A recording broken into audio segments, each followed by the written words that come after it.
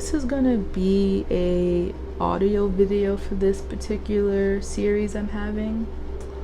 So this series I'm doing is going to be me talking a bit more into shadow work because like I said, with my group, it helps me narrow down my content. So as I'm going through my tarot series, etc., you guys can keep up along with these little talks that I would like to have with you guys. So a lot of people on the group so far, I've noticed, are having trouble starting their shadow work. So I kind of wanted to break it down a bit. For those that didn't know where I first started, I started with podcasting first, and then I kind of stifled into everything else, from my inner child stories to my tarot, because I feel tarot is a better fit to really reach people, especially through spirit, right? But in my looking through some papers I had when I was cleaning up a little bit, I found this old podcast script, sorry, not skit, this old podcast script that I never, put out there. So I want to put it here, and I think it's going to be a nice segue into this series, Shadow Work 101. I like calling it that. Owl Sight 101. I really enjoy it. I think we're going to call it Owl Sight. Anywho, I'll figure the title out later. But this is what I wrote for this particular episode that I never put on my podcast. So it's called What is Shadow Work? So many of us have heard this term, shadow work, followed by some simple yet complex sounding explanation, such as needing to overcome your demons. But guess what? That leaves the untrained mind into a spiral of other questions like, what do you mean by demons? What's a demon, etc., which will leave your head spinning and not being able to remember what your original focus point was to begin with. And this leads you back to square one, or on an entirely different pathway altogether. So what is shadow work? Well, first you need to know what a shadow even is. Generally, we know what our physical shadow is. You step into the sun or a brightly lit area and boom. Turn around or look down and there's your physical shadow. But that's not the right shadow for this kind of work. This kind of work of your shadow you deal with isn't something you can physically perceive through the usual five senses. It's a hidden sense many have, but don't recognize it as a sense. Not your sixth sense. That's another topic. I'm talking about your emotions. It's an emotional system of intelligence that, like any other system or equipment, it needs certain things in order to function properly, like weekly maintenance, consistent checkups, and some parts that need to be replaced every now and again. Otherwise, when you wait too long to do repairs or skip maintenance, your whole system will still run, but not as well as it should, and it'll start to cost more to maintain it than just replacing the whole system altogether. The reason the system is important is because it's like any other form of intelligence system. It has specific key tools and/or information that help guide an individual through daily life's problems, big or small. Though I must be clear, this isn't intuition. Although it can be confused with this particular system, your emotions are just another tool your intuition uses to speak and guide you. Knowing this now, how does your shadow come into play? Well, remember what I said about skipping maintenance or waiting too long to do repairs. That's your shadow. Those thoughts you block out that make your stomach drop or twist in a certain way you didn't think was possible. Your heart racing or stopping at a particular person's name or place. Or that anger you feel thinking about that one person who hurt you. Those feelings of sadness, anger, hurt, discomfort, which are usually normal feelings that we experience, but it's like they're amplified times 1,000 when triggers of these particular events or people are brought up. And that's where problems start, because if you don't know how to direct or deal with these feelings and situations in a healthy way, like talking to someone, finding a platform to get your emotions out, if not, you're going to have chaos, and then that's when hell is really going to have a field day with your heart and mind. You'll be so angry, hurt, and confused, and all you'll end up doing is lashing out and harming the things that at one point in time made you happy. So that is my definition of what shadow work is.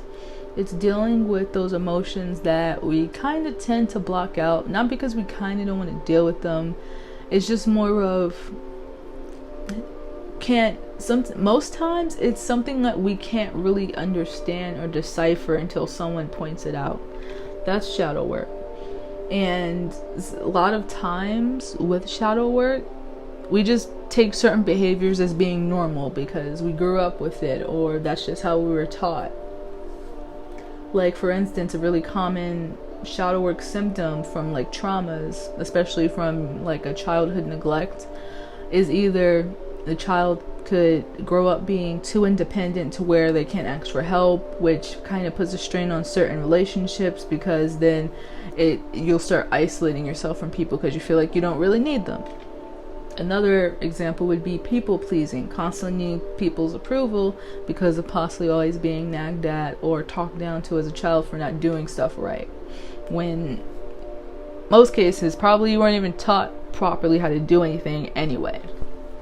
So yeah, from my personal experience, because that's kind of how I reach other people, I noticed that me being a people pleaser for years was the fact to my mother always downing something, whether it was from my appearance to my academics to just living life in general. And it's like, you're criticizing me for stuff that you didn't even teach me how to properly do. You know what I'm saying?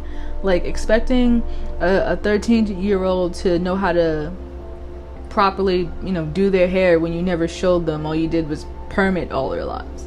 Or saying how they dress terrible when they didn't, didn't show you how to, put yourself together. Those kind of things, like that neglect mixed with that abandonment, those type of things.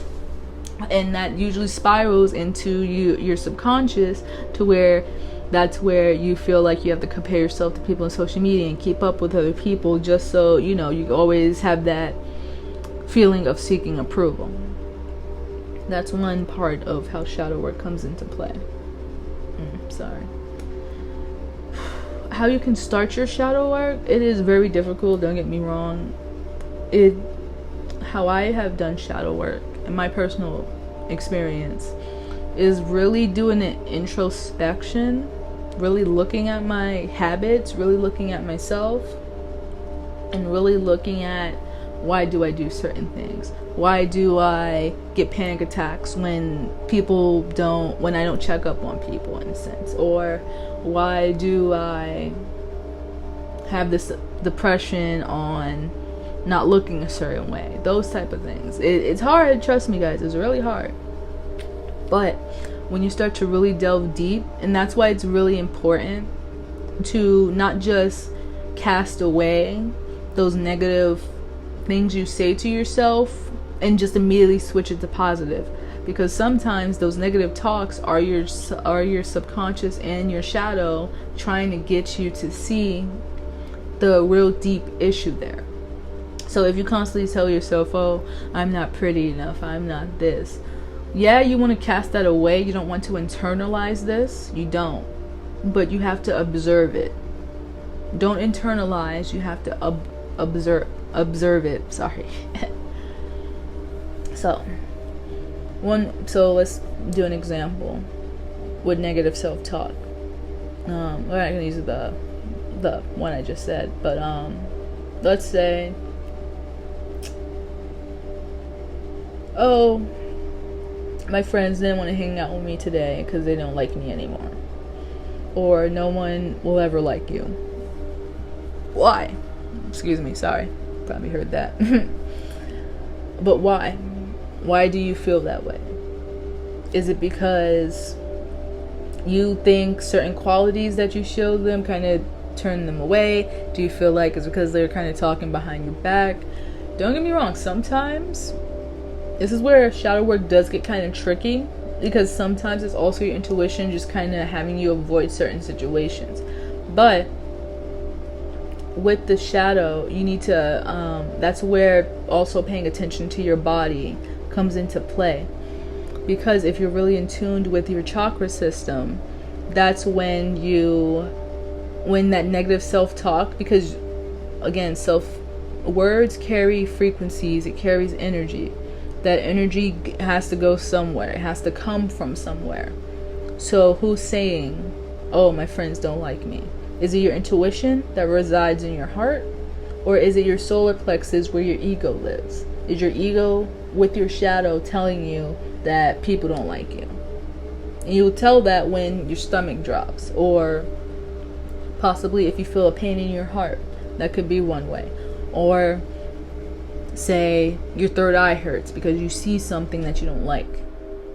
It's paying attention to those little subtle things that really help you get through your shadow work.